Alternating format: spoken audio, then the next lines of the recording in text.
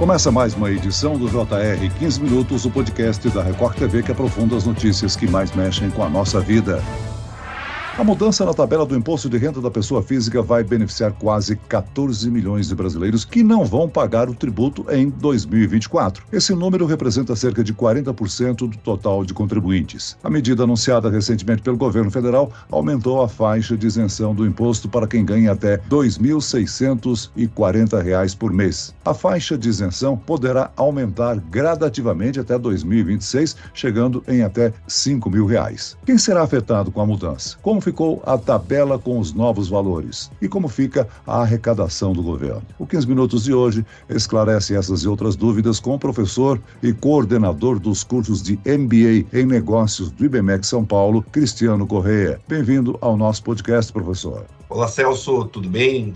Quem nos acompanha nessa entrevista é o repórter da Record TV em Brasília, Alessandro Saturno. Alessandro, a faixa de isenção estava no mesmo patamar desde 2015. Olá, Celso. Obrigado aí pelo convite. Professor Cristiano, também um prazer falar com o senhor. Pois é, Celso, a faixa de isenção, ela estava congelada há 8 anos, em 1903 e 98. E essa mudança, ela passa a beneficiar empregados, autônomos, aposentados, pensionistas e outras pessoas físicas, que recebem até R$ 2.640 por mês. Mais de 13 milhões e 700 mil pessoas serão beneficiadas e não pagarão nada, nem na fonte e nem na declaração de ajuste anual. Agora, professor Cristiano, na verdade, são duas medidas que permitirão que pessoas que ganhem até R$ 2.640 fiquem isentas do pagamento do imposto de renda. A primeira, justamente, a gente está falando da elevação, da faixa de isenção para R$ 2.122, e a segunda é um desconto automático de R$ 528, justamente no valor do imposto de renda que deveria ser pago pelo contribuinte. Agora, professor, sendo mais objetivo, minha pergunta é a seguinte: esse ajuste no imposto de renda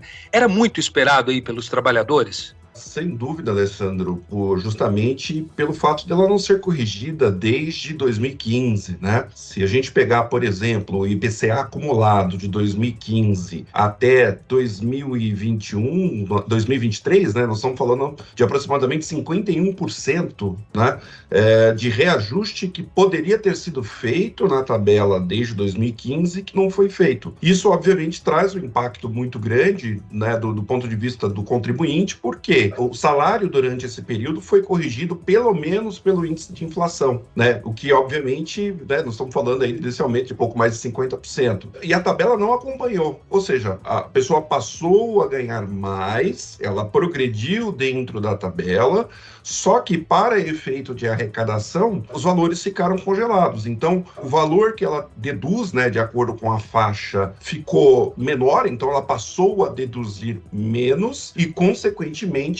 acabou pagando mais imposto. Agora, professor, vamos explicar o seguinte: o desconto de R$ 528 não vai ser aplicado em todas as situações. Vai valer o que for mais benéfico ao contribuinte, é isso? Sim, exatamente. A legislação tributária é muito clara com relação ao contribuinte poder optar pela tributação, obviamente, que é melhor, Então, podemos dizer que, ao optar, por exemplo, a condição para essa majoração da tabela, os R$ 528 que o Alessandro comentou, ela vale para aqueles que optarem, pela declaração simplificada, que é aquela declaração que você não precisa necessariamente comprovar suas despesas, e sim, você já recebe ali um desconto automático, Então, ela não vale para todo mundo e, obviamente, só faz sentido para aquele que efetivamente optar, pela tributação simplificada. Professor Cristiano, agora as pessoas me perguntam muito e eu queria repassar essa dúvida para o senhor. Essa mudança na faixa de isenção, ela beneficia todos os contribuintes ou não? Na verdade, essas mudanças, elas não afetam, quem ganha acima da faixa de isenção. Me explique. Vamos lá. Na verdade, ela acaba impactando indiretamente as outras faixas, porque no momento em que você atualiza a tabela e faz com que a primeira faixa seja acima, daquela que seria a faixa inicial, então, vamos dar um exemplo prático. A faixa era 1903, Então, até 1903, você não é tributado. Mesmo aqueles que ganham acima disso, 5, 10, 15 mil reais, essa primeira faixa ela não é tributada. A partir de 1903, ela passa a ser tributada progressivamente. O que ocorre na hora da atualização da tabela é que que, ao sair de 1.903 e ir, por exemplo, a 2.640, considerando que o contribuinte fará a declaração no modelo simplificado, ele tem uma faixa maior de isenção. Então, nós estamos falando aí mais de R$700 que podem, sim, deixar de ser tributados. Eu preparei um cálculo bem rápido, só para a gente ter uma noção por faixa de quanto que seria esse valor, né? Então, nós estamos falando para aqueles que vão para a segunda faixa, né? Aqueles que têm um salário bruto até 2.826,65, o efeito para esse é de 22,54%. Ou seja, a pessoa vai pagar 22,54% menos. Porém, na hora que você chega, por exemplo, perto ali da classe média, né? Então, nós estamos falando ali na tributação da faixa dos 4.664 e acima, isso já nos torna tão relevante. Então, o desconto é de aproximadamente 3,7%, né? Para quem ganha acima de 10 mil, é quase que irrelevante, é 0,83%. Percebe-se que, ao optar por este modelo, né, por essa sistemática, né, o governo optou, obviamente, em beneficiar aqueles que, de fato, ganham menos, né, que tem o salário aí perto de um salário, 2 salários mínimos, um salário mínimo e meio, 2 salários mínimos. Agora, professor Cristiano, o Ministério da Fazenda prevê com a nova tabela, prevê aí uma queda na arrecadação deste ano de pouco mais de 3 bilhões de reais. E em 2024, valores somam 6 bilhões. A perda de arrecadação impacta os cofres públicos. Sem dúvida nenhuma. Porém, a arrecadação, por exemplo, do imposto de renda retido na fonte, né, ou imposto de renda sobre o trabalho, né, que é como ele é classificado pelo governo federal, teve um aumento de 2015 para 2023 de 86% de aumento de arrecadação. Nós tivemos um aumento exponencial nesse período, né? Então, perceba que, ainda que o governo tenha uma perda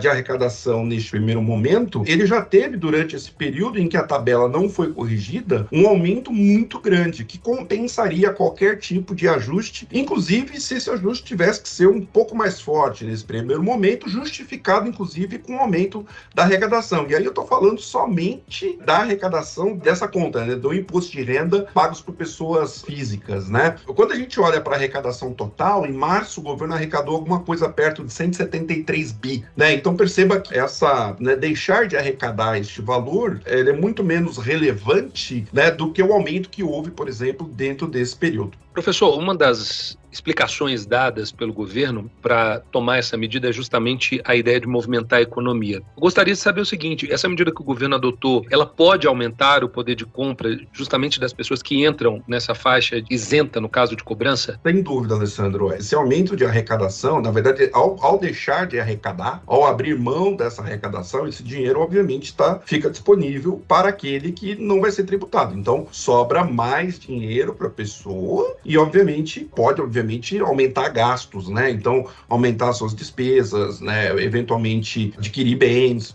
No entanto, o impacto, né, na economia real, ele não é tão significativo, porque a faixa que foi isenta, o valor de isenção foi muito pequeno comparado ao público que faz o consumo, né, que estão dentro dessa faixa. O que eu quero dizer com isso? É que se a arrecadação, se essa isenção fosse, por exemplo, até 5 mil reais, como o Celso trouxe na abertura do podcast, daqui a alguns anos, né, o impacto com certeza seria maior, porque você teria uma faixa maior da população em uma faixa isenta, onde sobraria, obviamente, mais dinheiro para consumo, para investimentos e tudo mais. É bom salientar, né, professor, que há ainda perdas acumuladas de anos anteriores que, de acordo com a Associação Nacional dos Auditores Fiscais da Receita Federal, levam a uma perda de 153,29% com base na inflação acumulada desde 1996. Ou seja, caso o percentual correto fosse adotado, estariam isentos todos aqueles que recebem até R$ 4.822,64 mensalmente. É isso? Sim, está correto, é isso mesmo.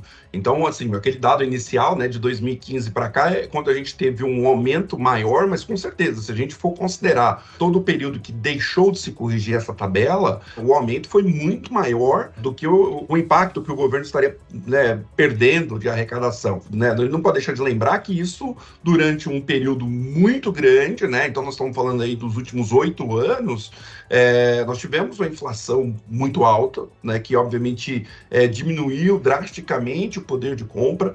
Nós tivemos também um impacto grande, né, nas negociações trabalhistas, né, em que o dissídio, por exemplo, que é a base para o aumento dos salários anuais, né, não foi corrigido, em muitos casos, de acordo com a inflação, então, levemente abaixo da inflação, ou né, os sindicatos negociaram muito essas questões. Então, na prática, o que acabou acontecendo é que a pessoa ganhou mais, pagou mais imposto e ficou com menos dinheiro no bolso. Professor, o valor da defasagem chega ao quase o mesmo patamar que foi prometido pelo governo, né, de elevar a faixa de isenção do imposto de renda até 2026 para os brasileiros que ganham até R$5 mil mensalmente. A gente pode trabalhar com essa faixa de defasagem, a exemplo do que o Celso disse aí, dos dados, dentro desse percentual de R$5 mil mensais? Eu acredito, Alessandro, que esse número de R$5 mil mensais ele já considera justamente essa defasagem. A grande questão é, legal, então se a gente tínhamos essa defasagem, né, por que o governo não foi, no decorrer dos anos, atualizando? Por uma questão muito simples, é uma questão de arrecadação, né? Nós estamos falando que o imposto de renda da pessoa física, né, representa aí, sei lá, entre 9% e 10% da arrecadação total. Ninguém quer perder uma arrecadação dessa e principalmente diminuir uma arrecadação, até porque esse tipo de arrecadação, Alessandro e Celso, diferente das demais, ela é compulsória. Então, o colaborador, né, ele é descontado diretamente, o pensionista, né, o próprio aposentado, ele é descontado diretamente na fonte. Então, é quase que uma fonte de receita livre de qualquer tipo de não pagamento, né, porque, obviamente, isso é descontado direto do trabalhador e, obviamente, é uma receita que para o governo é importante, né? Não se pode perder, né, 10% de arrecadação. Então, no decorrer dos anos, obviamente, foi se esquecendo de atualizar, né? E paralelo a isso, nós tivemos aí o aumento da inflação, que eu acho que esses dois efeitos combinados trouxeram a essa situação que estamos hoje, né? Em que você tem uma classe média que paga muita tributação, uma classe alta que paga proporcionalmente menos, né? E aquele que ganha, né, até um salário mínimo sendo isento, né, na sua arrecadação, então que acaba pagando essa conta é a classe média, né? Agora, professor, para compensar a perda de arrecadação que a medida vai trazer, o governo inclui nela a tributação de rendimentos obtidos no exterior por meio de aplicações financeiras, aí incluindo valores mantidos em paraísos fiscais. Essas aplicações só são taxadas quando repatriadas. O que essa mudança pode causar? A medida provisória, né, a 1171, que foi a que permitiu o reajuste, lembrando que ainda é uma medida provisória, precisa ser votada, tudo mais, ela também traz, no mesmo texto da medida provisória, a tributação relacionada aos valores no estrangeiro, né?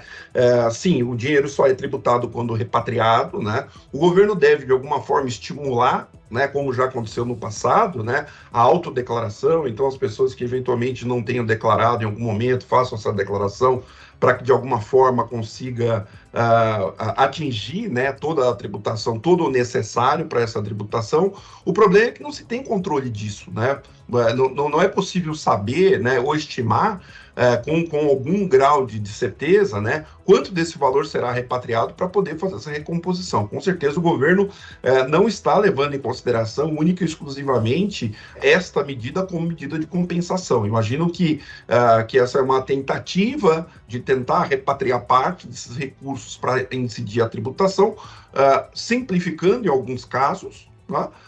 E estimulando para que as pessoas façam esse processo, mas eu entendo que isso é bastante complicado de se prever, principalmente quando na outra ponta você tem despesas que são líquidas certas. Então, imagina que você tem, de um lado, você está abrindo mão de parte da arrecadação para recompensar com algo que você não sabe se vai acontecer.